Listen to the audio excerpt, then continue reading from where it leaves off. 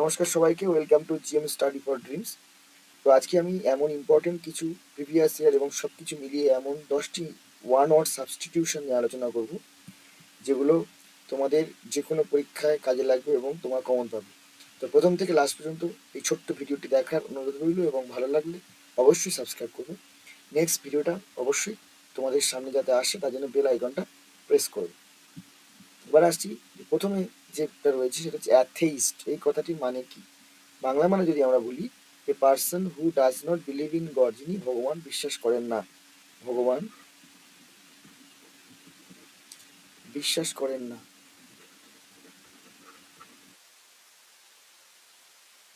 আর যিনি তাহলে করেন না তাকে বলা হয় অ্যাথেইস্ট, আর যিনি করেন তাকে বলা হয় থেইস্ট। এবারে অ্যাগনস্টিক ব্যাপারটা কি তাহলে?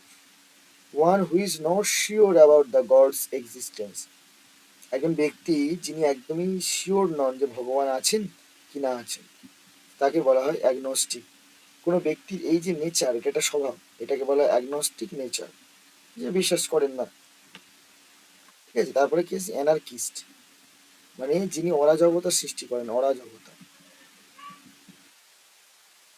অরাজকতার সৃষ্টি করেন। One who is out to destroy all government piece and order, সমস্ত গভর্নমেন্টের শান্তি অর্ডার তিনি বিঘ্নিত করতে আসেন। এবার হচ্ছে ব্যাংকরাপ্ট। এটা মোটামুটি কম বেশি আমরা জানি, নাকি বলা হয় ব্যাংকরাপ্ট, দেউলিয়া একটা ব্যাপার আছে এখানে। দেউলিয়া, দেউলিয়া ব্যাপারটা কি? ওয়ান হু ইজ আনএবল, মানে পারেন না, টু পে মানে মানে পে করতে, হিজ ডেবটস মানে দেনা, যিনি দেনাগুলো সলভ করতে পারেন না তিনি হচ্ছে ব্যাংকরাপ্ট।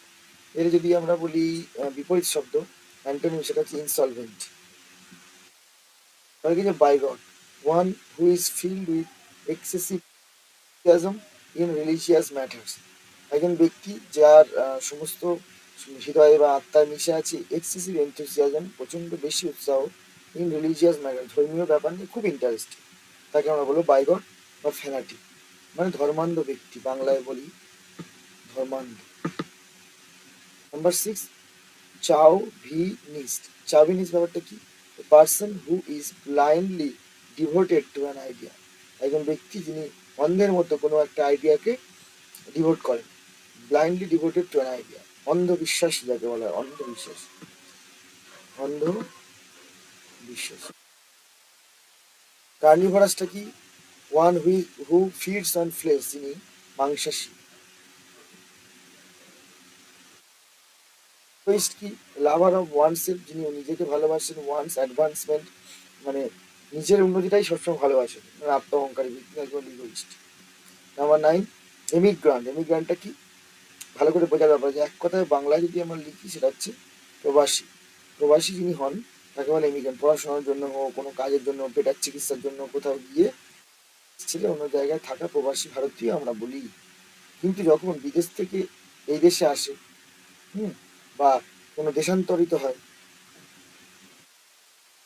দেশান্তরিত ব্যাপার হয়, তখন তখন আমরা বলি ইমিগ্রান্ট, বা ইমিগ্রেশন থাকে সেটা জড়িয়ে একটা কথা, ইমিগ্রেশন বলে একটা কথা আছে এর সাথে জড়িত। তো দেশান্তরের একটা ব্যাপার আছে, এটা কি ইমিগ্রেশন, তার ঠিক উল্টো এমিগ্রেশন। তাহলে এমিগ্রান্ট, এমিগ্রান্ট প্রবাসী। এবার আমরা আসবো মিসান্থ্রোপ। এই কথাটি মিসান্থ্রোপ মানে কি?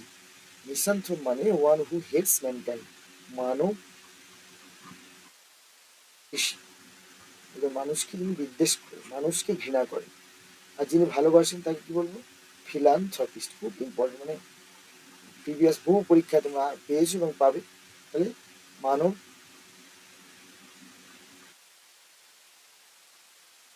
মানব বিদ্বেষী, মানব দরদী। ঠিক আছে, মাত্র এমন একটা দেখো, A B C D E F G H I J K M, M পর্যন্ত আছে সিরিজ, কিন্তু দেখো অল্প কয়েকটি ওয়ান ওয়ার্ডের মাধ্যমে তোমাদের সাজেশন করে দিলাম। এরকম চলতে থাকবে। নেক্সট ভিডিওতে আবার একটা এরকম ভিডিও তোমরা চাও, কমেন্ট করে জানাবে দাদা ভালো লেগেছে, আবার একটা ভিডিওতে, নেক্সট ভিডিওতে আবার তোমাদের সামনে দেখা হবে জিএম স্টাডি ফর ড্রিমস এরকমই একটা ভিডিও নিয়ে। আজকে ভিডিওটা এখানেই শেষ করলাম। জয় হিন্দ, ধন্যবাদ।